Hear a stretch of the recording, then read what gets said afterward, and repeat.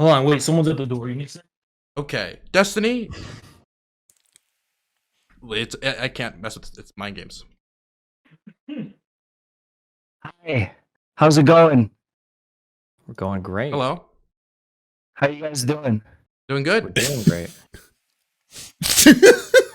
What's the question? Should people vote for Democrats? Now, as you can clearly tell, this was supposed to be a Sam SEDER moment where he sits down and they're both like, oh shit, it's Jackson Hinkle. But he didn't know who he was. So he's just confused.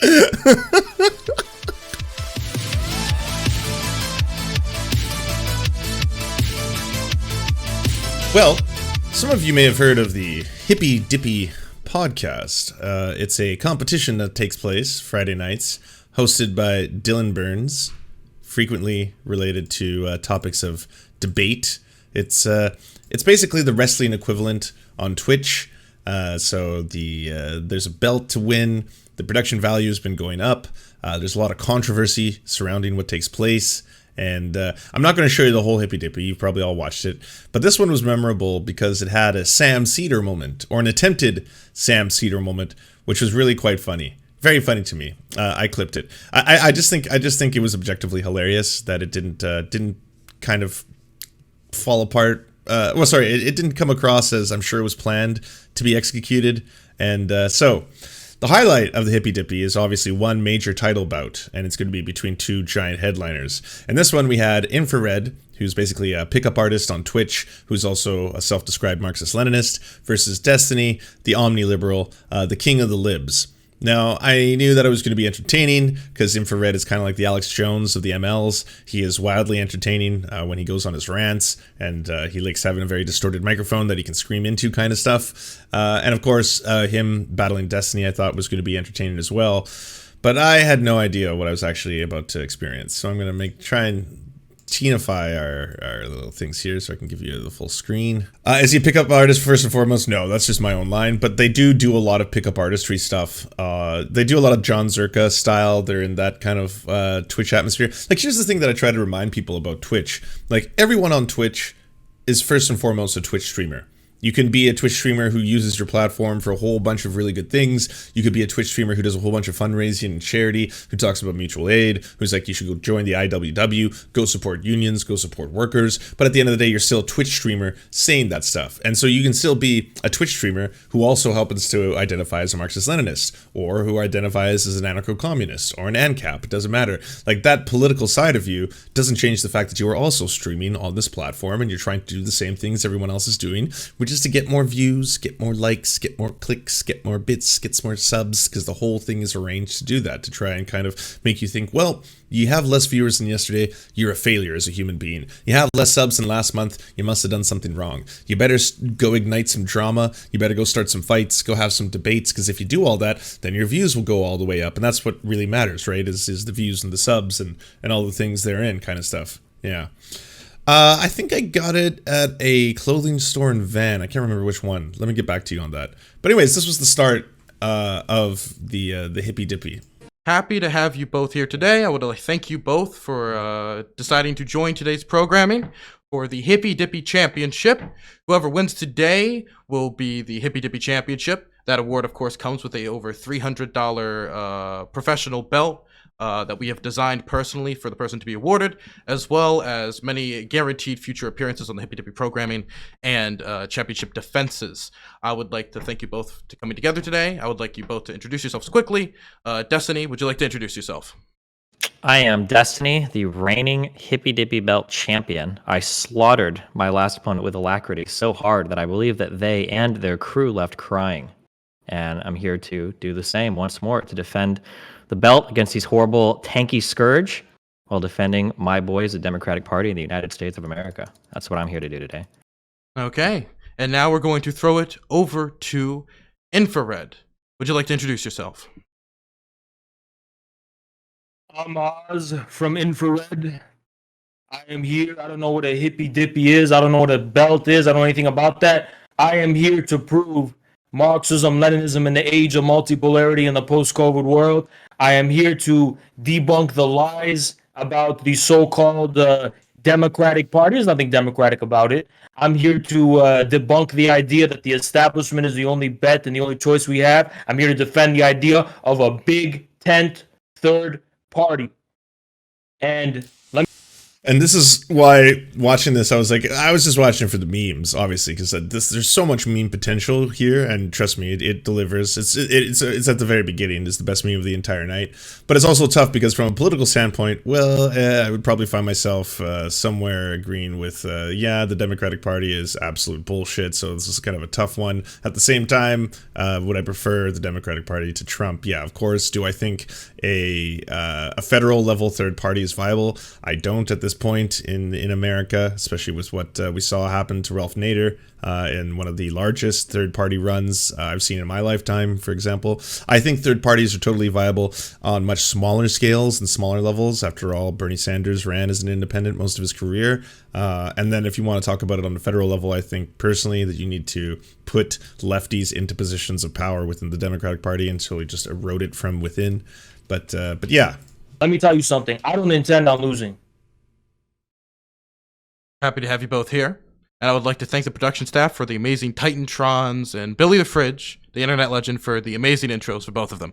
Now, I am going to state the rules quickly. So, you will both have a short intro period where you can give your basic thoughts on the topic, and an outro period, which will be uninterrupted. Then, you will have an open period where you two can go back and forth. I will not be giving my opinions in this debate. If I speak up, I am only moderating, and that is the only time when you're going to really need to quiet down. Now, the purpose of this, of course, is for you two to debate the topic. Should Americans vote for the Democratic Party? And if there's any more questions about rules or regulations, the only last thing I could say is that afterwards, of course, a 3-judge panel will decide who gets the championship belt mailed to them after this debate. So, everybody ready? As ready as we'll ever be. Wonderful. So, since Infrared is the challenger for the belt, I will give him first word on should people vote for the Democratic Party. So to begin, hold on, wait, someone's at the door. You need to... Okay, Destiny. I can't mess with it's mind games. Hi. How's it going? We're going great. Hello. How you guys doing? Doing We're good. doing great. What's the question? Should people vote for Democrats? Now, as you can clearly tell, this was supposed to be a Sam SEDER moment where he sits down and they're both like, oh shit, it's Jackson Hinkle. But he didn't know who he was. So he's just confused. Definitely not. Definitely not. Okay, if that's the intro, Destiny, now you can start with yours. That was the intro. I'll do my intro. We should not vote for Democrats because at the end of the day, Democrats are only another arm of the corporate oligarchy. They're furthering the imperialist wars. They are crippling more Americans. We can't into hear anything you're saying. Your mic is like really...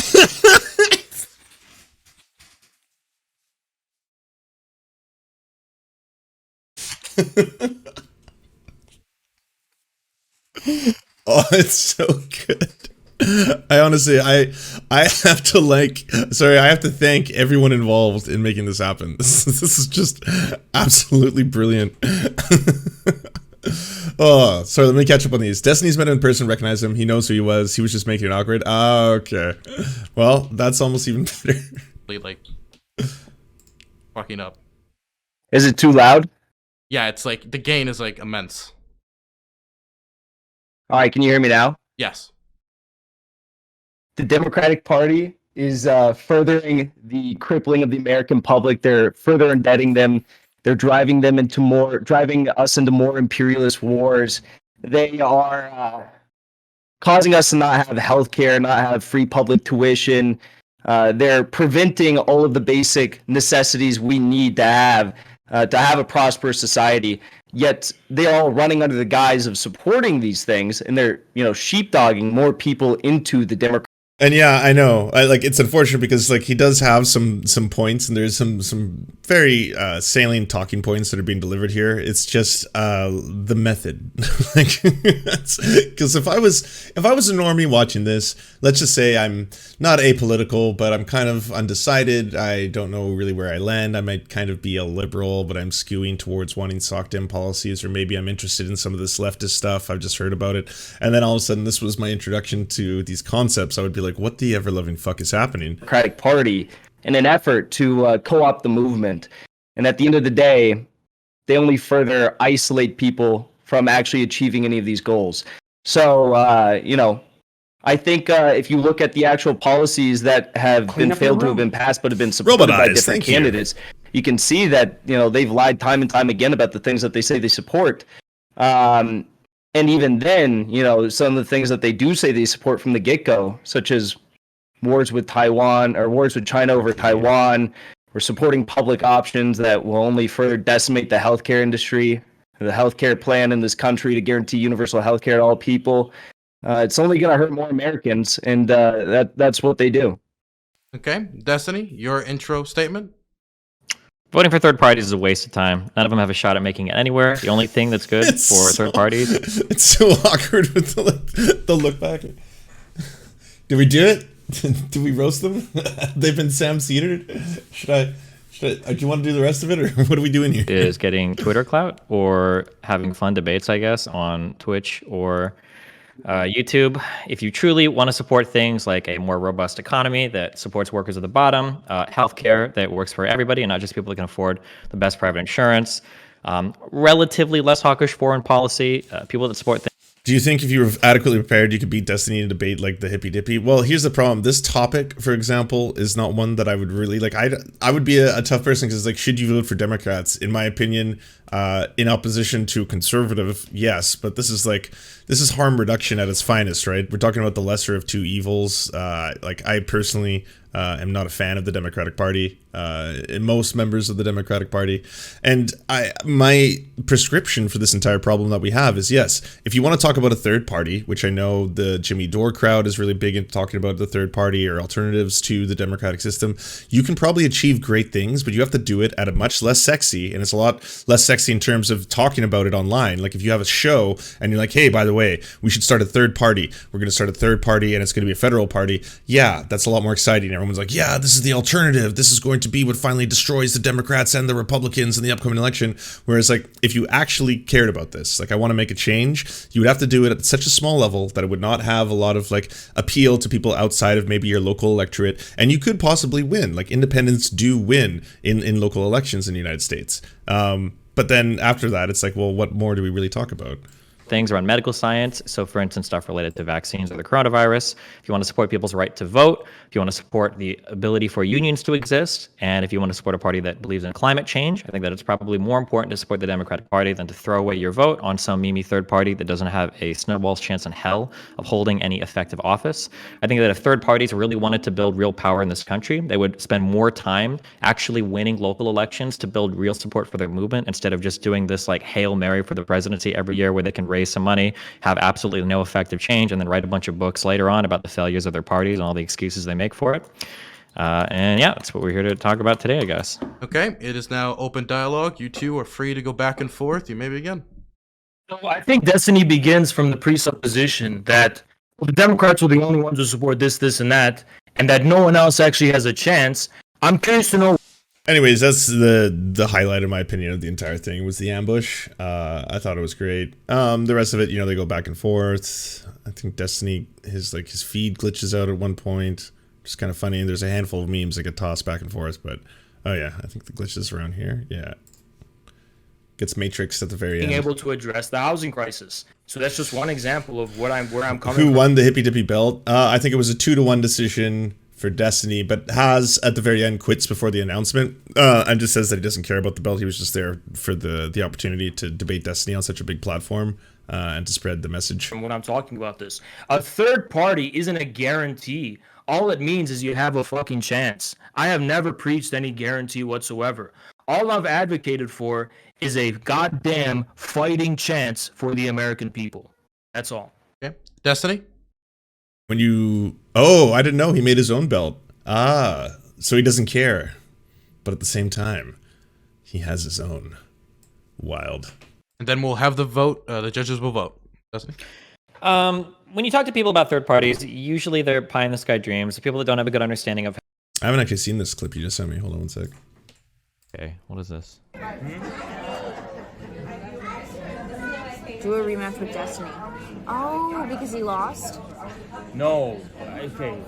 First of all, isn't it? Wait, who is this person? Do I know this person? So I checked afterwards. Stop yelling. They literally just give themselves an award. Like they gave Destiny the award, but it's like it's literally I debate someone. I debated Destiny, and it's on Dylan Burns' thing, and they're all like aligned with each other, and they just gave Destiny an award. Like, okay, so if you let's say you She's debate from someone, Zerka's podcast. they just give themselves an award, and they say they won. The hell? Wait, this is like the baseball meme. Listen, Destiny got blown out of the fucking water. I don't even know how anyone thinks that was a competition. He just gave himself an award. So you did lose, is what you're saying. Technically. No? Technically. What do you mean I lost? Technically you lost. If Did you get the award? she's literally just not smart. Did you get the trophy? She's just not smart. Did you get the badge? She's just not smart. Who got the award though for winning? They had 3 judges. Zerka was Does everyone know it's wrestling? Like, yeah, there's a belt, but it's wrestling everybody.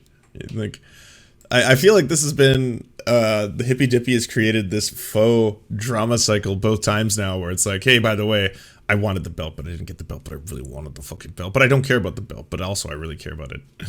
So the Hippy Dippy bullshit is some stupid debate show full of jerkheads, and they're all against me, and they are all less wide than me, and I actually... Yeah. I mean, here's the thing. I'll give it to Dylan and everyone who threw the show together. It is becoming wildly entertaining. I just hope the same thing. Like the thing I really want to stress with people who are creating or crafting a show like this is that just get everyone in on the meme. Because then you're not doing anything wrong, right? If there's someone who's in there, and I'm not saying this is infrared, this is more related to, like, you know, the Demon Mama drama and everything that happened there. And obviously Demon Mama knows that the whole thing is staged and all that kind of stuff. But if there's people there who aren't fully aware from the very get-go, hey, by the way, we're doing wrestling. This is just like WWE, you know, kind of stuff. Like we're gonna be doing there's skits, there's dramatic intros, there's battles. People will randomly lose the title for no reason. They'll be given it the next episode. There's gonna be these weird arcs. Like I'm doing the whole thing as a reality TV show, way more than like, you know, this is actually 100% serious, and you know, your reputation lives or dies by it. Because there is that thing with Twitch and just streaming and holding panels where at the end of the day, are you bringing people on? And I've done this in the past. I can call myself out for this. Are you bringing people on with their safety at the first and foremost thing, right? And like, you know, the example I always turn to was when I brought Peter Coffin on, and they were, you know, in the middle of, you know, making fun of Destiny. I brought them on. I brought Destiny on, and all of a sudden the two of them were just like yelling at each other. And of course, it creates great content. I'm sitting there and I'm like, oh wow, view go up, line go up. This is hilarious. But at the same time, that's not really respecting. I know, even if Peter Coffin is an incredibly shitty person, it's not really respecting your guests if you're just doing things to farm clicks and views. Like that has to be the first thing in your mind is what I'm doing, all honestly, taking care of the people I'm working on so much at the same time. They had a Zerka as a secret vote, and he hates Destiny. But Zerka voted for infrared, I think that was the thing, right? At the end of the day. Though Dylan sold the Hippy Dippy rights. Either way, like I'm also for people creating new shit on this platform. Like that's one of the problems, is that like Twitch is stagnant. It really is. It's like, it went from like when I joined Twitch 2 years ago, it was this wonderful world of lefty unity. Like every other lefty creator interacted with each other, went on each other's shows, on each other's panels. Everyone was friendly with each other. There weren't all these like rivalries, and there certainly wasn't this whole like, oh, you like X? Well, if you like X, I'm sorry, I can't interact with you anymore. I despise X. Well, you like Y? Well, fuck that. I'm never talking to a Y liker. Fuck that shit. And that was kind of like the ecosystem. And then the format was pretty much the same. There's some panels. panels, there's some podcasts, there's some debates. Everyone does their own show, and there's not really a lot of variety. So if you want to introduce something to Twitch, which is going to be, hey, I'm going to do a wrestling style show with everything that entails. I want people to make promos before they fight. I want them to act it up. I want a lot of like camp, a lot of ham. I want someone to have to be a heel, all that kind of stuff. Well then, yeah, inshallah. I mean, that all sounds wildly entertaining, and like Twitch could use some variety when it comes to it. But you got to do it safely. You got to do it. Make sure that when you're hosting these shows and these panel shows, that everyone else knows, hey, we're all in on this. We all know that we're wrestling. This is a big old wrestling event, and we're all wrestling for this title belt. Can you name anything more leftist than infighting? Sadly, no. I also just wanted to quickly check out the ambush that took place, because I haven't actually watched this yet. There was like another panel going on Stardust channel with a little Vaush and Destiny old school fighting and debating. Don't have the same issues that we do. It's also possible, I mean, you could make the argument for sending an EMT and an ambulance after pretty much every police call, right? Like, you never know if there's going to be a problem. Obviously, we all have to learn when to draw the line on expenditures of police or state resources. And I'm only saying that, and again, this isn't some radical lefty opinion. This has been a criticism. No, it's not a lefty show. It's a wrestling show. By having them fill a ton of roles. Seriously, if we could just get response to non-criminal calls, like not even an implicit threat, done mostly by social workers, we could cut down on the amount of police time responding to calls by nearly a third. And the benefits of that would be enormous with regards to city budgets, with the actual well-being of these cops, because it would probably mean that they're a little bit less strained. I think that you can like make really good arguments for some types of work being delegated, and we can try this on a city-by-city basis. Maybe we don't need cops standing guard at these high schools. Yeah, I'm excited. I like Pixel Smixel a lot. I want to see how I know that I don't know what the data is on like having cop guards at high schools, like leading to increased rates of graduation or lower violence are, but I do know that recently there was that dad project. You had like 24 kids who were arrested for scuffling in the school. So a bunch of dads got together, and they now they're there, and now kids aren't getting arrested because the dads are there to just sort of, I don't know, dad shame people, stuff like that. Like, we have to get rid of the idea that everything is dangerous, so everything has to be done by a cop, and like, oh, cops aren't great at everything and they're actually quite bad in America, de-escalation. Well, that's just a risk we have to take. We need to be more exploratory than that, city by city. Do you think though, in most situations, it should be both? Like, there should be this specialization where there are teams of people, where somebody is trained, in firearms, and then there is a social worker involved? Yeah, but we can come up with different combinations and different practical applications in all types of settings, which I think would be important. But there's lots of practical applications where we don't need to send police at all. That's the important thing. I'm having a hard time understanding what these like mental health crises are that are so essential. You need to call a third party that you wouldn't want a police officer there for liability reasons. I'm just curious. I'm genuinely. Is there like an example, or are you asking because you don't know? Have you ever had a welfare check on you? I don't know if this is supposed to make the argument stronger. What I'm asking is if you've escalated something to the point where you have to make a phone call, you're saying, "Hello, there is a situation that is so out of control where I'm at right now. I need to bring in another person to deal with it." But it's fine. I don't need a cop. I'm just curious. What are those types of situations? That's what I'm asking. So welfare checks. Well, I was going to say before whatever the answer is that there is cases where people who are having mental health crises, or they might be suffering from something that the police don't recognize, first and foremost, is like an example of schizophrenia.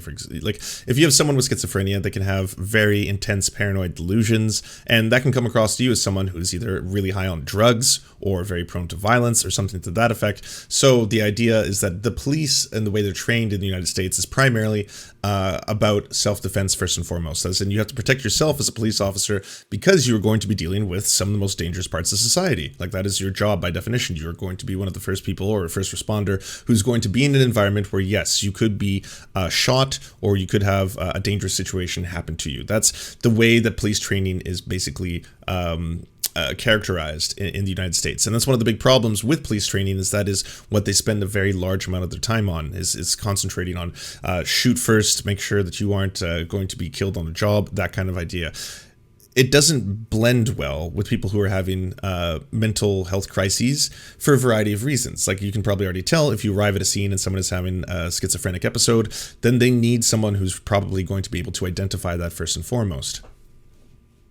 oftentimes are done literally just because you're concerned about a person. I know that, and I could dig this up, and I don't know if there's wellness checks specific data in on this, Canada. but the idea that every welfare check is being done because an American has waited for the last resort and only now are they willing. A lot of people panic call 911 because that's the only option we have when it comes to asking the state for any kind of interference. Unless you have a friend in the neighborhood of whatever friend you're concerned about, the state has nothing else for you. There's nothing else you can send. There's no other number you can call. It's the cops. So in many cases, we don't even have a normalization of the channels that people could go through to indicate they want someone other than a cop. But I'll say this, I have called welfare checks on somebody because I was worried about them, and I did have to call the cops, but I wouldn't have if there had been an alternative. The cop was undesirable, but preferable to the absence of information entirely. And thankfully, nothing happened. She was fine. The cop didn't do anything bad. So if we're making a welfare check on somebody, we're I'm sorry. implicitly or Are explicitly people in saying chat really there's a having a chance problem that with you're gonna who go I to a bring on this house, panel? and You the don't house get to you're going determine is a that. dead You can go person get inside. You fucked. might even I'm need to sorry, I break don't give a into it. fuck.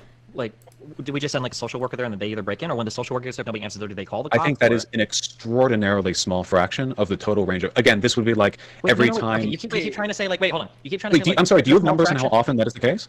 Okay, it's not about how often; it's about the possibility of it. There's being the always case. a possibility that any state action, anytime you send Wait, anyone to fulfill any Is that true? Did Vaush say cup instead of cop? Wow.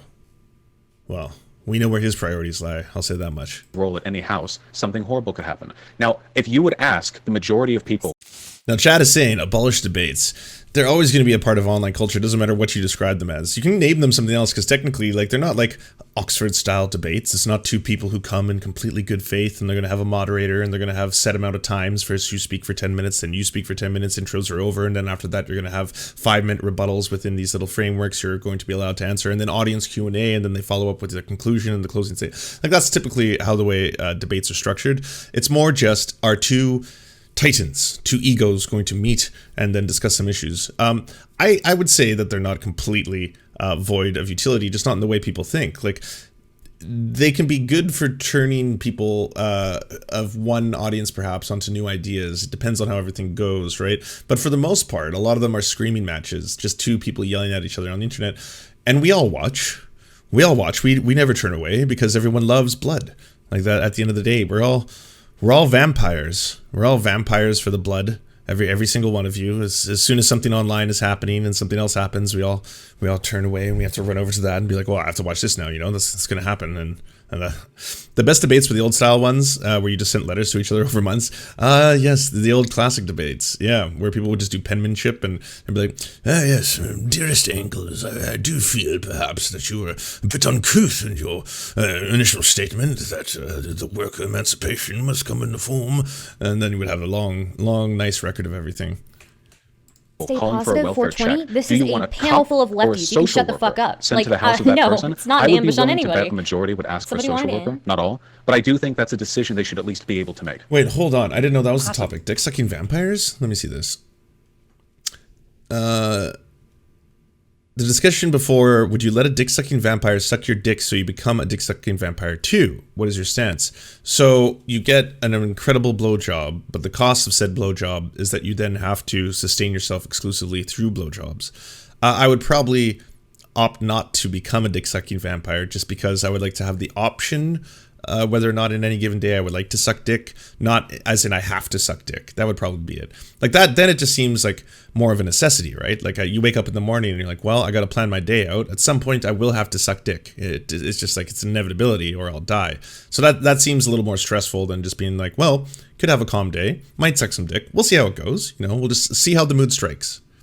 And then people are saying, I'll do it 1,000%. Wow. They qualified it like a once a month thing. Oh yeah, I think that could be okay. But then what powers, okay, do you get any powers? Do you get the other stuff as well? Like outside of the dick sucking, do you also get to like fly, immortality, transfer into a bat, or is that all kind of like, is that all related to the blood stuff? Then yeah, wake up, suck dick, drive to work. No, there would be no driving to work because you've sustained yourself. That's your job. Okay, at the end of the day, once you've done that, I mean, you've kind of satisfied, well, I don't need any more sustenance, so I guess I'll just go about my day. So there's that. believe, I don't know if that's even a situation, because there would have to be further explanation given there. When you're making a call for a welfare check, what you're telling the operator on the other end is there is a chance that you're going to a residence that you might need to break into, and there's a chance that there might be a crime scene because there might be a body. That is the entire point of a welfare check.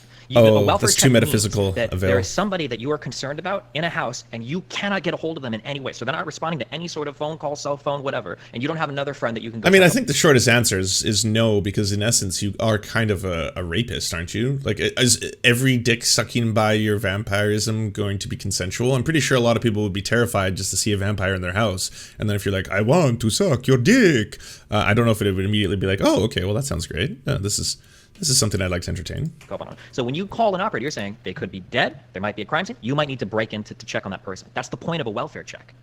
Right, so when we generally have welfare checks, do you think that it's an initial first move or a good idea to just send some cops there willing to barge down and break down the door? Do you think that that's like the best outcome, when most often we don't need these cops to come out here and, you know, handle these situations, when we could have a social worker go knock, check on the door, make sure the person's alive, and then leave? Especially when cops are more threatening, they are more intimidating, and it definitely is going to make someone having a mental health crisis more on edge and more feel more antagonized or feel more problematic. So like that's a potential thing. But so here's the question then, right? Since cops are hooked up to EMTs and can get all these people on the line very quick, they usually have training when breaking entry. Let's say that you think there might be somebody that's suicidal. You do a welfare check, okay? But you don't think they're like a threat to anybody. You're just like a little bit worried. Let's say that a social worker shows up to the house. They knock 3 times. They're not going to answer. At this point, there's 2 paths. One, are these social workers also trained to like break and enter doors or whatever? Are they ready to assume that liability?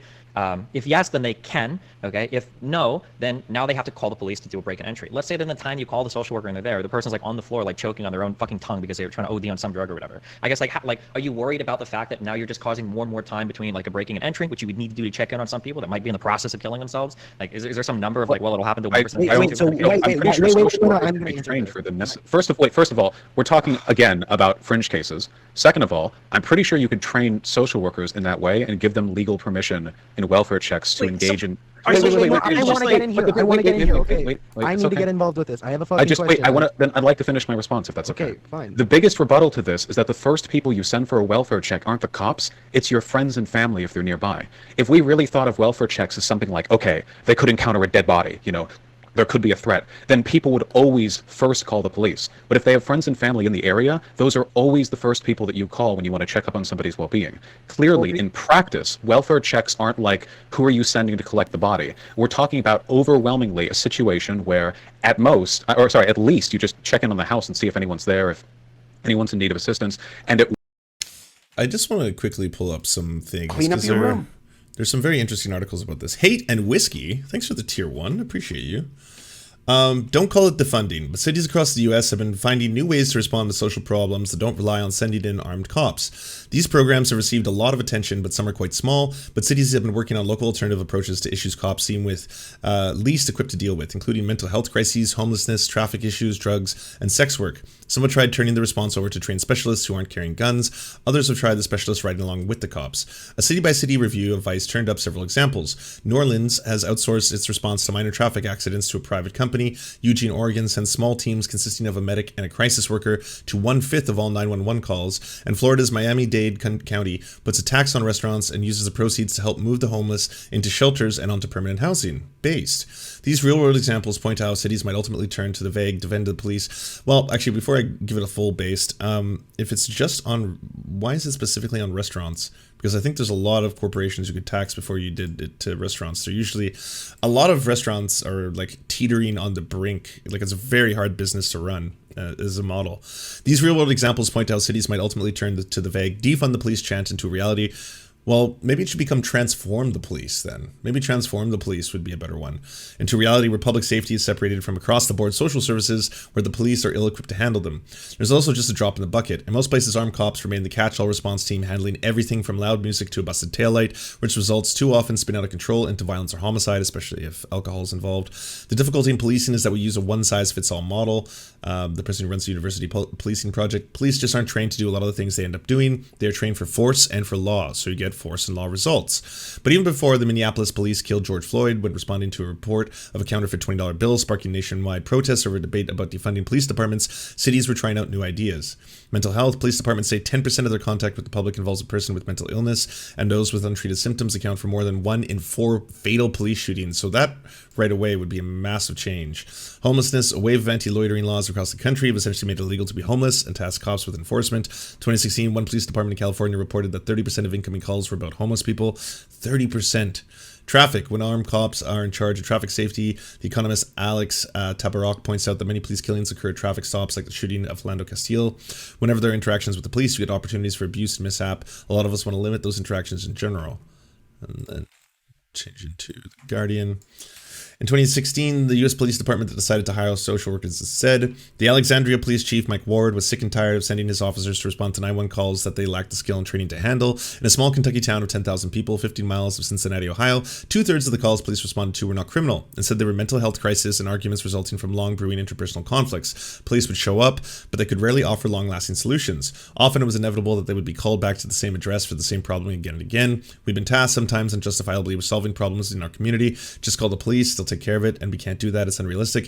In 2016, they tried a new approach. They would hire social workers to help the police department. To an officer, they all thought I was batshit crazy.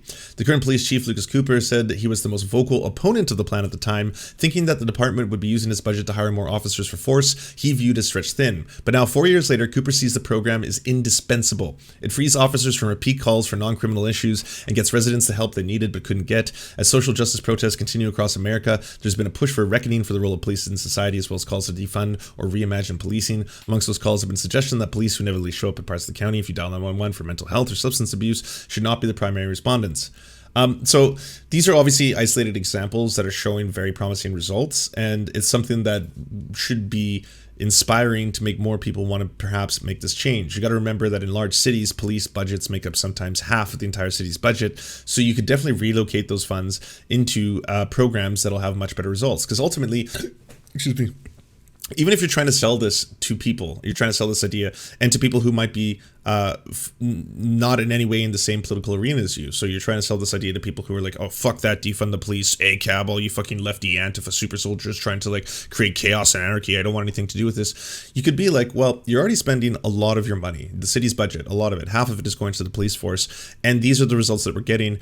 If we reimagine the police or, change the way that we think about how these issues should be handled, it's going to have a net benefit in multiple ways. One, it's going to help the police themselves because they don't want to be responding to these kind of non-violent crimes or escalating these kind of issues into violent crime as a direct result of just having the forceful training that police officers have. And at the same time, for people who are suffering from mental illness, it's better that you get a professional, especially a trained professional who knows exactly what they might be going through, instead of escalating it with the typical things, which is, stop, go on the ground, you're under arrest, stuff of that nature. And if you're having a psychotic episode, you might not know what's happening. He gave an example of a Vietnam War veteran who suffered from post-traumatic stress disorder would call 911 in the early hours of the morning after waking up from nightmares. He didn't just see anyone else, so all he knew was to call 911, and he knew the police would come in and talk to them. Over the course of the year, the man called 911 60 times. When cops showed up and speak to him, he would calm down, but sometimes it could take hours, diverting away police from resources at the time of the day when few officers are on duty. We knew we weren't solving the problem, we were just putting a band-aid over it every time. And if you also look at polls, especially polls amongst Black Americans, they are not overwhelmingly in favor of defund or abolish the police. And I'm not saying that in the sense that you are trying to advocate for something that is counter to what the populace themselves are saying, but I think a lot of it has to do with the fact that people haven't wrapped their heads around this concept. Like if you think of the police, you think, well, if they're gone, who could protect me or who could protect anyone in the case of, like, say there's a violent crime being committed or someone is about to attack someone I know, or I know that there's an ex-spouse who is violent and could be going over to one of my friends' houses. What am I supposed to do in that case? In the cases that are the police are being utilized in terms of calls that they shouldn't be, as in this person needs a counselor. Like this person needs a counselor. They need a whole bunch of mental health support, and that's not something that the police are going to be equipped to do. But still, they're being used, and so that time is being taken away from them. Perhaps seeking out violent crime or stuff of that nature. Adding social workers is cheaper than adding new officers. While a new officer could cost the department $100,000 up front, adding a new social worker who does not need the equipment with a weapon or a kitted out cruiser costs about half that. So the cost savings can be passed down to you. The slogan, give people a fundamental misunderstanding of what activists in some cities were actually calling for and implementing. Yeah, and I mean, I was at the forefront of that too. I was definitely one of the people who's consistently like, come on, Obama said defund the police is problematic. What the fuck? He's such a liberal shill. Fuck all this shit. But I guess it really was true at the end of the day, the messaging and what most the average, like the normies, what the average American was thinking when they were getting these kind of like, you know, statements being made to them was like, this sounds like you're just trying to abolish the police and create anarchy. That's what I hear. And so, no, I'm against that. Whereas I think now, especially going forward, we need to start messaging correctly, and that we are trying to both, like, this is in the interests not only of the city itself, but of police officers. I know it's a controversial thing to say, but it's probably going to be a lot better for police officers if they do not have to show up to things they're not equipped to deal with, if they do not have to fatally shoot people with mental illness, because that's the only way they've been trained to do, and if that's not going to suddenly create a whole bunch of PTSD and panic in them as well, which is then going to make them even worse on the next job site or the next time that they have another encounter. The whole thing is this terrible cycle and pattern that continues to be perpetuated. Worse usually involve a situation that I legitimately think a social worker would be better trained for than a cop. Cops in America, I just would not trust dealing with somebody in a mental health crisis. But a social worker could be trusted because their interpersonal training hasn't been corrupted by the kind of machismo-laden, like police, like us versus them training that is a very oft-criticized statement. Wait. No. I need to get in here before you guys move on, okay? Wait, not just that, but wouldn't it be like a better option to Anarcho-communist, but I'm trying to abolish the police and create anarchy, though. Right, but you're probably trying to create real anarchy, not Joker anarchy, and that's what everyone thinks it is. But at the end of the day, what is more important, and this is something that going forward, this might be my new serfs ideology, is going to be how, because for the past maybe year, post Bernie Sanders, we all became, lefties I'm saying, we became super, super defensive, because after all, we got crushed by the corporate system that was the Democratic Party and everything therein, and we became very insular, and then within our insulation, we became very, very antagonistic towards one another, and we basically drew that line in the sand over so many issues. Forced to vote, I fucking hate you if you're for it, I fucking hate you if you're against it, and now we're all going to battle each other. Meanwhile, the Democrats and the conservatives are going to continue to be in power until the end of time, kind of stuff, right? Whereas what was always essential if you were trying to advocate for police abolition or even prison abolition, which I think is even more important, right? Reforming the prison system, getting rid of private prison, the private prison industrial complex, that is incredibly something that is like deep and passionate to my heart. How do you then get the majority of the people to get on your side or even agree with you? Do you get it by calling them bourgeois parasites, ACAB, guillotine the rich, eat the scraps, all that kind of stuff? Does that win more people over to your side? Or do they just look at you as this hyper insulated, super online culture that is just tossing memes and platitudes out all the time? Like, why would I spend any time learning about leftism or what any of these people believe? Because all they seem to do is just lash out at me anytime I'm like, well, I actually don't want to get rid of police officers. And we're like, well, fuck, bourgeois parasite, guillotine, you'll be the first against the wall, let me tell you that. Whereas if you could convince people of the rationality of this argument, right, that at the end of the day, it's going to be in the best interest of your city, the best interest of your citizens, the best interest of the police to reappropriate some of the money that has been used on policing and to put it into other social systems that are going to help society as a whole. It's going to have way better results. It's in areas where it's been experimented with, in areas where we've tried it out, it seems to show very promising results, to the tune of that one example in Kentucky, for example. The police chief was the person who was the most adamant against this, and now the program is running, he's like, I could not see us existing without this, because at the end of the day, I don't want my cops having to go to someone's house who's having a mental health crisis and talk to him for 2 to 3 hours, 60 times a year, and all the resources that takes, when at the end of the day, they're not helping him. He's not getting help. It's because we have such a fractured system in the United States. There's so many missing pieces of this puzzle. It would be so much more beneficial if I could just have a social worker go there and actually be like, all right, here's the ways that we need to start dealing with all these issues and the ways that you are being, left astray by society. I think it's also important to push for more funding and be relocated, but what do we think about APCs for police departments? Like, do we really need APCs for police departments? Gotcha. Send social workers in yeah. initially Oh, no. alone to check on this. Please, don't get me wrong. None of this is ever a zero-sum game. Like, people think that when you advocate for one thing, that means you shouldn't advocate for it. No, never. Like, please, there has to be a concerned push to demilitarize the police across the board, both in the United States and Canada. They do not require weapons of war to handle the kind of situations that they're going to find themselves into. That is something that has to be done, and there's like, that is already, I think, a relatively popular sentiment amongst the public. Like, there is a lot of members of the public, like, what issues are popular with the public but aren't being represented democratically? Things that are very lefty sounding and progressive sounding, right? Like $15 minimum wage, the idea of Medicaid for all, the idea of having either cheap or free post-secondary education. Those ideas are on the surface very popular. That people, when they hear them, like, why wouldn't I want that? That makes sense, right? And then the conservatives will do their spin machine side where they're like, well, yeah, but then you're going to get death panels, and do you really want the post office to be in charge of your Medicaid? Do you really want that? That's the worst branch of the government. Nah, just leave the system as is. We can just say that it's not capitalism, it's crony capitalism, it's crony corporatism, but otherwise I don't really want to have anything to do with it.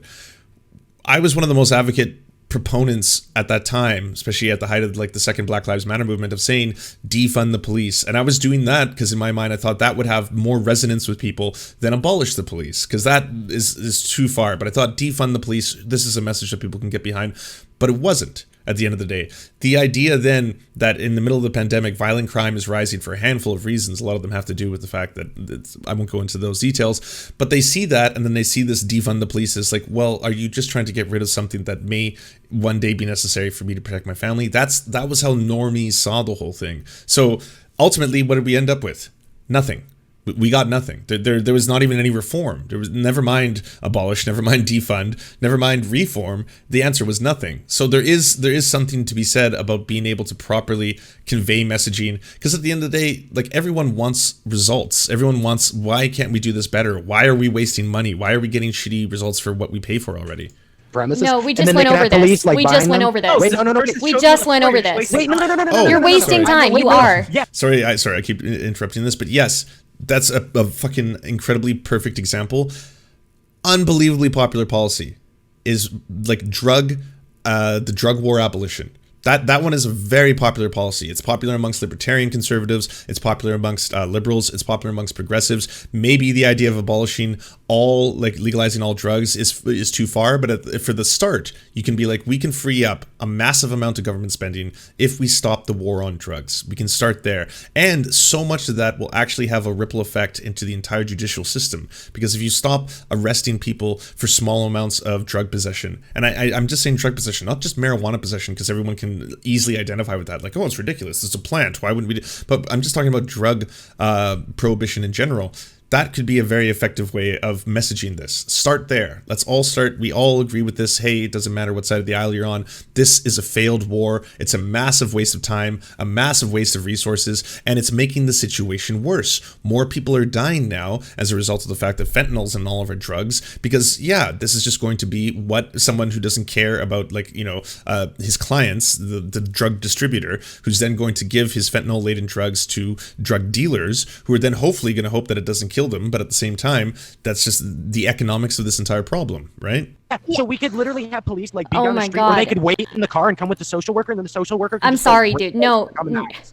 We're missing the Dylan, entire Dylan, point, which we've is already- who are you calling? Wait, Who are are we you talking about, like, calling if a stretching- vampire is trying to suck your dick? Wait, We're missing no, the I'm entire saying- point. No, Aren't we're we not talking starting with about this stretching again. the police too thin, so now we're sending even more fucking people to go handle something that You know Yeah. what? Yes, because I don't want police going in situations where someone might kill Okay, themselves. but the way you because guys are people describing social terrified of the workers, it's police. just like a cop that you like better that doesn't have a gun.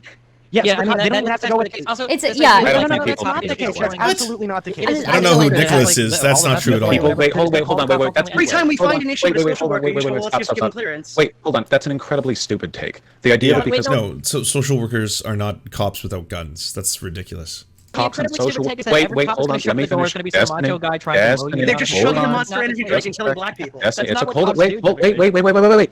The idea that people think of cops the same way they would think of a social worker because they're both agents of the state is laughably dumb. People don't look at a cop and think, oh, that person works for a government. They think that's a cop. I'm not The talking about uniform, optics, I'm talking the about what you're badge, describing. the gun. I mean, So if we want to mental look at health the polling data, crises the are majority very of Americans have favorable views of cops anyway. Not every We're cop not is like talking the about thing whether or that not they have used favorable views of cops. We're talking about your statement that in mental health crises, people would view social workers about the same way as they view cops because they're both agents of the state. Okay, There's a I'm huge curious. difference I just want between to a person hear your response to this. Do you think a person experiencing a mental health crisis that sees a state licensed social worker coming views them in a favorable light? I'm really curious. I what you think about this. more favorably than a cop. I'd be willing to bet that's the case. Yes. Okay, I don't necessarily think. Different uniforms. Wait, no. I want to hear. Wait. I want to hear his rationalization for why someone would think of a Yes, cop they as did exactly favorably. the same, perfectly. I want to hear his rationalization. Cop knocking, you know, got the badge and the guns and shit. Like, oh yeah, that's the same as some dude in a polo shirt who has like a little state ID on there. Yeah, no, I know. So I mean, you I can think joke it's a about it bunch all of you want. white No, people no, that talk about how it is a people joke. perceive Yeah, cops. it's very funny. Okay, we can go Okay, to real but the- examples, actually- right? Wait, no, hold on, wait. Okay, Jesus fucking Christ. Okay, so for all of you that none of you have experienced with people that have mental health crises, I understand that. That's fine. It's Are you talking totally about normal. me? Okay, yes, all of you. Yes. Okay, so people that have had very mental health presumptuous of crises, you. People that I can tell by the way that you talk. So people that have had serious mental health That crises, cops and especially- social workers would be considered differently by people in No, crisis. you have Okay, no let's- idea let's how let each other absolutely finish. frightened somebody can be of a social worker that's representing the state when it comes to a mental health crisis. I'm only saying they would probably be less so them than by a cop. You- That's but my you only don't position. know You that keep because- jumping to my argument being, I think social workers would elicit no fear. I've never said that. So if you're some So, I mean, if we have to do the anecdote, Andy, for this thing, I do have direct experience with this. I have had numerous family members with severe mental health crises and severe addiction crises. And I will tell you this, speaking on the behalf of one of my friends who's passed away from a fentanyl overdose, time and time again, there was issues where he would be having either kind of a psychotic breakdown or doing something else to the effect of like being violent for a variety of reasons, either related to the drug use or something else because he had his own mental health crises as well. He did not ever, under any circumstance, want me to call the police. And I know this is an anecdote. This is not speaking, there's no statistical data for this, but I can just say that yes, as someone who had direct experience with this, that was the last, he was always like, no, don't call them. And it was one of those things where like, you know, me and my brother would have to wrestle with, well, he's not answering his phone. I can't see him in the window of his like apartment. Do I kick the door in? Do I call the police? What do we do here? Let's just start screaming outside the window. Like, hey, if you're okay, just let us know. If you're not, we're going to have to call the police because someone's going to have to like kick the door in or something. And then multiple times, that's what would usually get like, no, I don't want to deal with the cops. What probably could have saved his life is if he had better access to mental health, not just counselors, but just in general, like a better system set up so that he could be able to see someone on a regular basis, whether it be a counselor or a psychiatrist or something, to be able to actually like attend to the numerous things that were underlying the problem. Like it wasn't just obviously the drug addiction is one aspect, but people usually become addicts for a variety of reasons. But yeah, and I can't imagine what would have happened one day if the cops had showed up at his place. It could have been a terrible situation, when everything is said and done. I can repeat it again if you need it. I don't need you to repeat it. You've done it. So fine. just You're to make sure, Special attention. I'm I not don't saying like- social workers. Yeah, can't they're be not trained in scary. de-escalation. Only that I think for mental health crises, cops would generally be considered scarier. So just keep that in mind. Give it a go. It totally depends on the type of mental health crisis and the person you're talking about. So, for instance, Sure. if there's somebody that's already been like forcibly fucking not interned or condemned, committed, like in the state, like you're probably somebody that's going to see a cop as being less scary than a social worker. Like there are people that don't even seek help from mental health professionals because they are so fucking afraid of being committed to an institution. This is why Byron jumped out a fucking window and killed himself instead of trying to find more help, because he had one bad experience where he was committed to a mental institution and he never wanted to talk to anybody related Cops to can that. It commit wouldn't you. surprise me. I know that they can, but I don't know if most people know that. It wouldn't surprise me Wait, if somebody yes. saw. You can laugh all you want, but I don't think that Yeah, most cops people are the see a ones who cop bring and you they're- to the hospital for the detainment, the mental health detainment. okay. They're the ones who do that. I understand that cops definitely have the ability to do that, but if you're I talking feel like about you're another making a person- lot of stuff up to justify a position you wouldn't How many actually times are you hold if gonna I cut wasn't me off here. because you realize your entire argument is so Wait, fucking guys, there's stupid. something Yeah, we're totally my missing. argument's You falling just keep apart. Cutting me off, Thanks. guys, if you want to, right? So I'm just saying that if a person is having a mental health crisis, the idea that they see a social worker show up and they're like, "Hey, what's up? I'm here on behalf of the state of California to check in on you," that could be an incredibly fucking terrifying experience as well. Less I don't so know than if a I would sit cop here on and try to average, I'd be figure. I was just about to say, way less so than a police officer. A police officer could do a handful of other things. They could arrest you. They can put you in jail. Are you holding? Do you have drugs on you right now? Well, then yeah. I mean, that's technically a crime. About shutting the door. Well, who are they going to be more scared of when there are like 50 more reasons to have cops? It seems like it's better to just either always send a cop or at least a cop plus a social worker. But I don't think you're ever sending just a social worker because people are scared. Sid Machinery, I like, it's not something I can either comment on or show on stream, so you don't have to worry about it. Like, if another streamer is doing things that are super TOS-y, I mean, I've already gotten my ban last month, my 30-day that changed to 7 days, so I think I'm good. I've already got 2 Twitch bans under my belt. Don't know if I need the third one just yet. Scared of cops. It doesn't make any sense. Destiny, you haven't considered the fact that maybe people are just as scared or more scared of social workers than police officers. Isn't that what I just said? I'm just repeating Vaush's point now. Oh, sorry. Okay, yeah. Yeah, so anyway, no. I'm pretty sure that by any available data we have, most people fear or distrust cops more often than they do social workers, because social workers are like the most innocuous and non-threatening agents of the state you're probably going to have a direct interaction with in most cases. Cops also have to... Wait, hold on. So the idea that to a person undergoing a mental health crisis, a cop is a more welcome sight than a social worker is, to me, something I'd like to see borne out in data. If you I don't know find if we it. can find data on that, but I'm just going to tell you. Okay, I understand. Can you that find data on I people's fear of can't find social you workers data on versus how many cops? people prefer a social. How many people Yeah, well, then if they're like, that's something I would like to know about data too, but I could just say my assumption, and this is based on personal experience, would be an overwhelming, they would prefer to speak to and interact with a social worker than a police officer. Especially, like, I mean, you don't even have to get started with whether or not they're Indigenous in Canada, because if they're Indigenous, then yes, that's just a non-starter. It could result in a terrible situation. people in a mental health crisis for a social worker than a cop? Here's what I will say. What about broadly fear of speaking. either group? Here's Is what there I say data on how broadly- many people fear social I can give workers? you all I can provide are my anecdotes. Okay. Here's Ah, what I can say okay. broadly speaking. Okay, because at least I have some. Have you Apparently had nobody here cops has- and social workers check up on you? Yes, I've had mental welfare CPS check? show up to my house before. I've had police officers show up to my house for domestic violence disputes. No, I said mental health check. I did not say A mental interaction. So health check? I don't think I had oftentimes that mental different- health Hold on, checks- I just want to address one thing real quick. Okay, people seem. I know that like. Oh, this is good. Okay. Well, I mean, I've pulled up this data before to kind of explain how police training around the rest of the world works. But this is just a quick meme. Norway, they require 3 years of training to become a police officer. Between 2002 and 2016, they had 4 fatalities caused by the police. Finland, 3-year degree. And by the way, you have to remember the population difference and the amount of guns is going to be dramatically different between Europe and the United States. 3-year degree is required to become a police officer. 7 people were killed by the police between 2000 and 2018. Germany, 2 years of training to become a police officer. 267 people have died from police shootings since 1990. USA, you need a high school diploma or approximately 21 weeks of training. I don't know if that's universal, because I think that is changing. But anyways, you need a high school diploma and approximately 21 weeks of training. 1,004 were killed in 2019 alone is the meme there. Like when we talk about socialism and left-leaning government stuff online, we have these really great views of social workers and the state. Okay, This isn't really a left-leaning view. Lads, are we liberals or leftists in here? Mostly lefties. There's going to be some hate watchers, so there's probably going to be some conservatives, but we're open to all political persuasions. Granted, you're just not an asshole. But if you want to come in here as an anprim, you're more than welcome. You can tell us how we need to return to Monkey, and we will take you in good faith. As long as you are in good faith, then I'm more than happy to have you in the chat. That's all I'll say. Doesn't matter what your political persuasion is. It's a Especially pretty people that ubiquitous have- criticism. It's absolutely not. When you are a person that has had negative run-ins with the state can be incredibly fucking terrifying to deal with. You mean the When police? you've got Wait, what was the child negative protective- interaction they had? Hold on. When you've got child What protective negative services- interaction then did they have you're in with a the good state? place. I have to finish this sentence. Sean, I okay? wrote Is it the If you've been police? somebody that's had run-ins, It's the police, it isn't could it? be the police, it could be social workers, it could be It's probably the child protective police, I'm services, guessing. it could be people related to tax collectors. There are all sorts of agents of the state where you might have a really CPS. generally fuzzy view of them, but if somebody's had CPS. negative run-ins with the state, these can be the most terrifying people that you ever deal with in your life. A lot of the Yeah, I times, the agree. mental health There check are- also involves sometimes, Oh, yeah, right, to the join the neglect FBI, you would need a of bachelor's family degree for members sure. or the the aggression towards other people, right? Like every mental health case is going to be different. So What, Chris Pratt is playing Garfield too? Is he going to do it with an Italian accent? Chris Pratt has been cast as Garfield in the animated Garfield movie. Oh, it's also just going to be called Garfield? Wow. Don't care, doesn't matter, won't see it, never been a Garfield, but it's very funny that this is the same thing now. The most generic some guy voice available, they keep throwing iconic, unique sounding animated characters at him. Did he win a bet with a witch? Hey, we don't know yet, okay? No one's heard Chris Pratt's Mario voice. We don't know what it's going to sound like. It could be great. It's a me. So yeah, any case of anything is going to be different.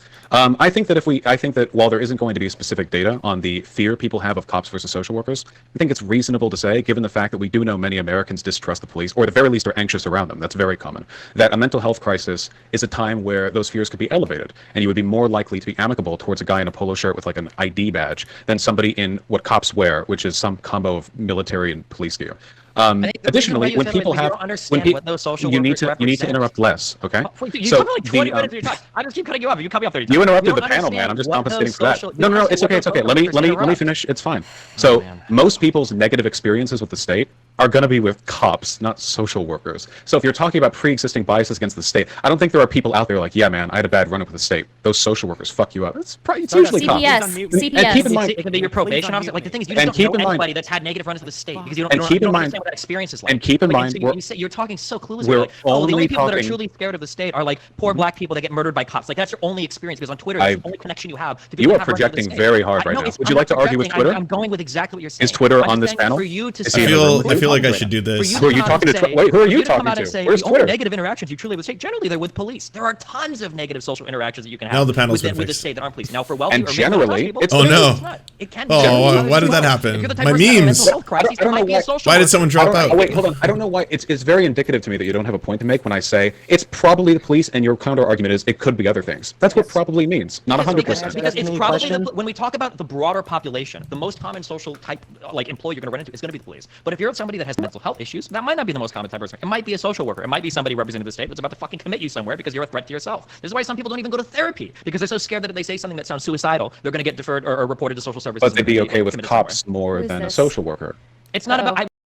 Yeah, no, I think especially if this is something that no one has any data on, there's no way of representing this. I think that it's a really weird hill to try and die on, saying that in Roblox, saying that ultimately a social worker is going to be infinitely more terrifying to anyone who's got a mental health crisis than a police officer. It would be more Anyway. with cops and social workers for reasons that aren't Anyway, related this is so we don't really have anything to go off here but Destiny's intuition, in spite of the fact that data on anxiety around police is recorded and You there is no have such no data for social data. workers. What are you talking about? But wait, why are you there's pretending you're making wait, data-driven hold arguments? on. There's no data on whether or not people tend to feel uncomfortable around the police. That's not what we're Can asking. you just There's put no in chat data. if you're That is what I referring just to? said very There's no specifically. data. Hold on. There's no So- data on whether or not sending a police officer or a social worker to somebody having a mental health crisis is going to have a better outcome, or is going I to make didn't them claim there alleviate was. like some You should concern. listen a little better. I specifically said we have data on whether people feel anxious around the police. And keep in mind, by the People way, in general we are feel anxious around the police focusing in traffic. That's not the same very question. tangentially on So- the mental welfare check issue, which was kind of a side issue to the broader point that I made. Police get called to a ton of stuff. We're hyperfixating right now on how fearful people would be of which type of. And I think I'm completely right on that mind, but there are also tons of things that cops do that they don't need to do. Cops agree on this. They agree they're overworked. They know that a lot of their work is paperwork and doing rote, bureaucratic stuff that could be done very well by anyone else who's literate or has basic interpersonal skills. And all I'm really asking, and this is all I've asked since worker the do the beginning, by the paperwork. way, is we should be open to the possibility that we should be more specialized with these roles because we're never going to have data on any of these things until we're more accepting of social workers being sent out. Let's start with them doing stuff that we know has like a 0% chance of inciting violence, like noise complaints, or there was a robbery at my house, can you come do some paperwork? Stuff like that. To my knowledge, these are not the types of things that lead to violence. We can start with that. Those two on their own, that would probably take away 10 to 15% of the time that cops spend on out there. And that would be, and social workers are much less expensive than cops. Let me tell you that, okay? For a Not number if of you're reasons. talking about endowing them with all the liabilities and all the training. Like, yeah, they're more. They're, Not they're all less the expensive training. Than cops. They're less expensive than cops because they don't have the training to like break into places or assume the liability to do that or have to go and write and file police reports. Of course, they're cheaper. They have less. All I've responsibility. said so far is two things, both of which require basic literacy and interpersonal skills. They could be done by pretty much anyone competent enough to be a social worker.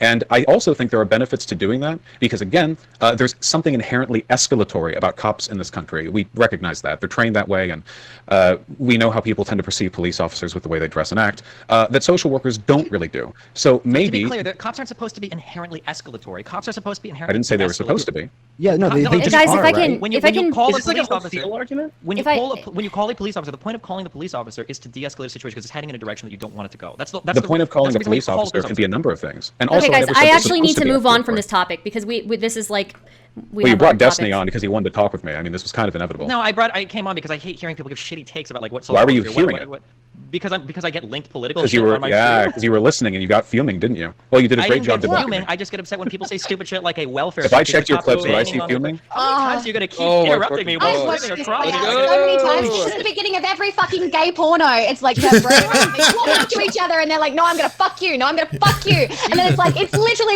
it's like watching the beginning of a gay porn. Sorry, Destiny, you had your Okay. shot in That's Nashville. incredibly Not important. happening. I usually like to come on and correct the Is anyone else misinformation. really turned on? You did a great job. Welfare you- check can you is when guys someone feel shoves a the monster warmth and in kicks here? down a door. I'm getting, whew, Okay, guys. I gotta open up the window. My God. I appreciate it, but we got to move on to the very serious MS Paint round. So Hit it I up. just want to ask Destiny, would you rather fuck a vampire or a werewolf? This is for science. Ooh, that is a very important Vampire. question. It's the right answer here. Wait. Okay, so actually the wait. Let me debate bro this for a second. Are we talking a fully transformed vampire or a pre-transformed vampire? In which case, probably that one. It would be less scary. So, oh wait, sorry, I mean werewolf. Yeah, fully transformed werewolf, or like is it a werewolf? Like just a giant like beast coming at me? Then probably not. That seems kind of scary. But if it was like they haven't or do they transform mid-sex? Oh, that's a risk. Oof, that's a roll of the dice there too. God damn. Depends if it's a full moon. So I would choose a vampire on a non-full moon, because then it's just having sex with a normal person.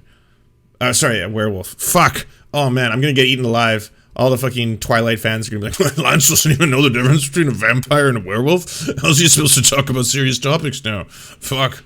Bodied. The main thing that I care about here is that they're human form and they're tested, and that we're both consistently consenting into it. What if the vampires are from Twilight?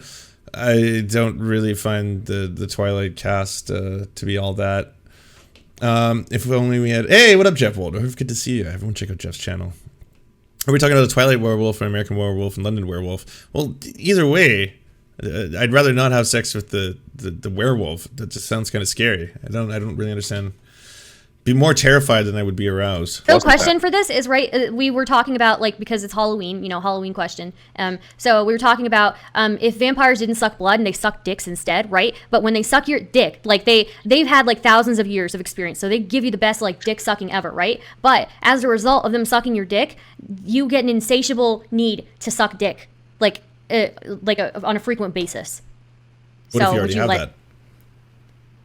Okay. I just wanted to be immortal. That was the extent of my analysis. Okay, being an immortal. Immortal vampire sounds pretty sucking cool. dick. Yeah, but you will be immortal That's with the if you're a dick sucking vampire, you would be immortal. You Well, just if you're suck a dick all the werewolf, time. you just yeah. shit everywhere and get mad every full moon and do nothing. I don't know. Werewolves seem like they're gonna suck. Dick Harry. I'm not a fan of that. I'll debate you on the hippy dippy if that's the topic. I'm a werewolf enjoyer. I know, that's a tough one, I isn't can it? host it. I can host it.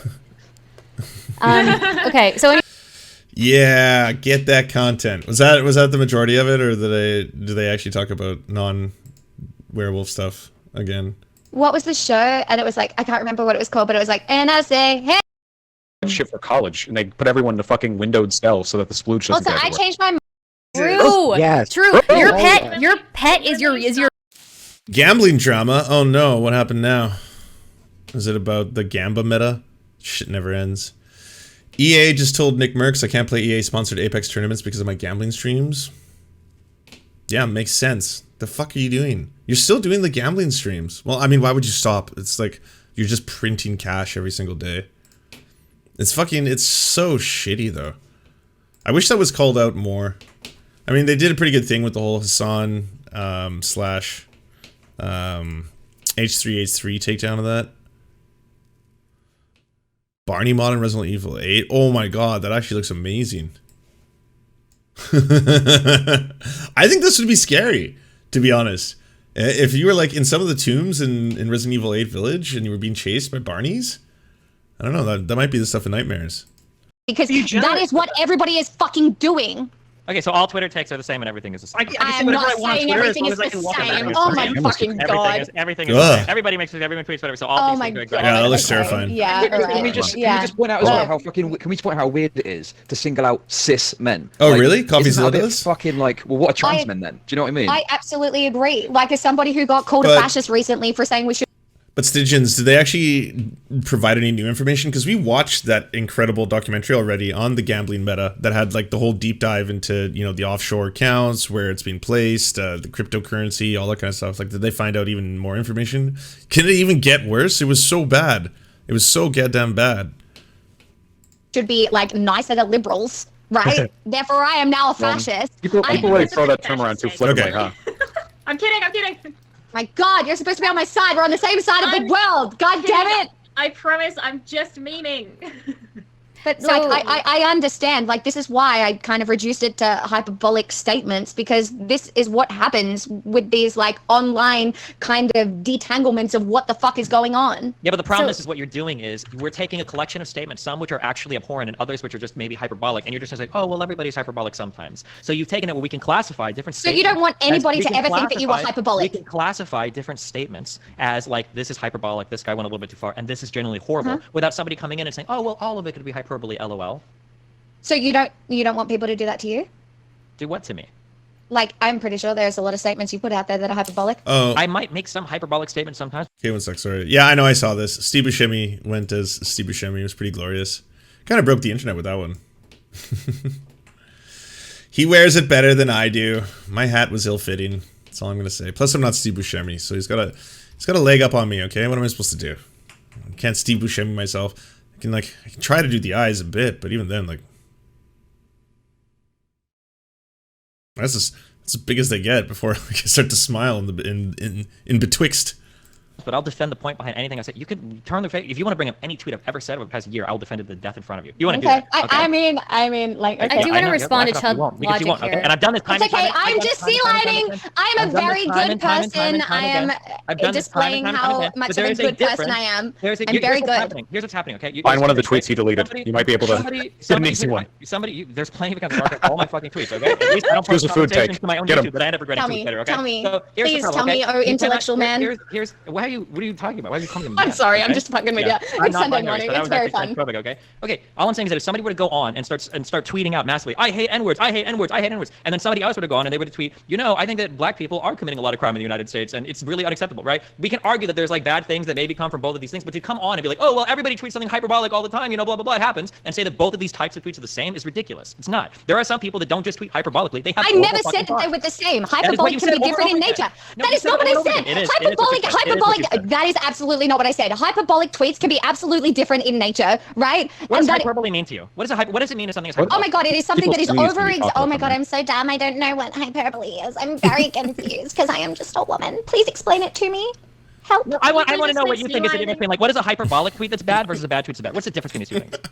Oh my god, a hyperbolic tweet is something where you reduce something to a very extreme statement, like men are trash, all men are bad. All right, like do you know what? If you want to take it from like a left side, I actually disagree with like ACAB and like these really hyperbolic statements that kind of disfigure the wider conversation underneath. So here's the problem. Yeah, it's okay. I'm a fascist now. Okay, it's fine.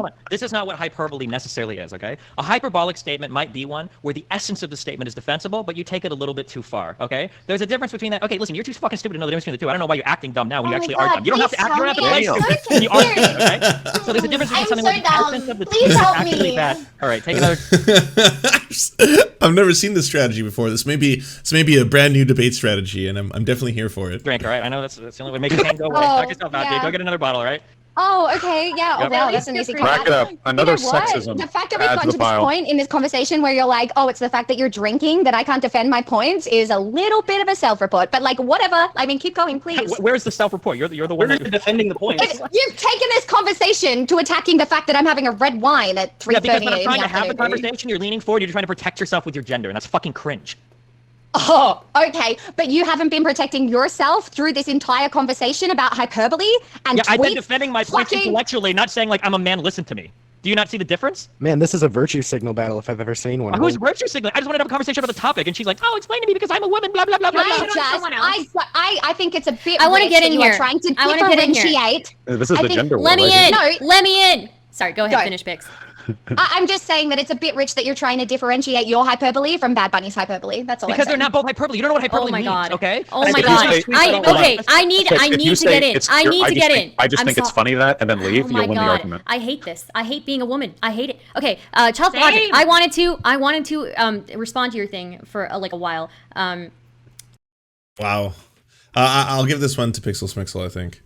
Do you enjoy the Serfs but prefer not to have to use your eyeballs? Many are saying this. Well, we've got the solution for you. It's the Serf Times in podcast form, available on most major podcasting networks now. If you enjoy it, please consider leaving a good review and feedback because it really helps the show out, apparently, and it's free, just like the podcast. To our gods, Xander Corvus and Peyton L. Just, we will build a ladder to heaven to deliver you the daily news. To our monarch, Tom Spiker, we are your most humble of clownish jesters. To our lords, Trevor R. and Alexander Thaler, you have our undying fealty. To our knights of the round table, Nate, that one guy, Hagbird Celine, Matthew Scarborough, Stellar Vision, Ariana McCarthy, Daniel Sutton, Ants Are Still Running the World, Coulter Smith, Tom Groh, Val 9000, Jenna Tal, Quiet 185, Anna Loves Riley, Riley and Anna, Omni, Poodlehawk, The Tim Caucus, Multimondi, Trevor Janis, Lemmy 101, Anthropophojack, Saren 42, Chronic to Hemphog, Catherine, Radical Maniac, Ramon Acosta, Incosin, Violent Orchard, Sophie Baby, Political Puppy, Andreas Chiringuito, Zach Christensen, Josh Mickelson, Todd Buckingham, and Todd Lajeunesse. We shall meet you in the tavern, and we raise a drink, and we salute you.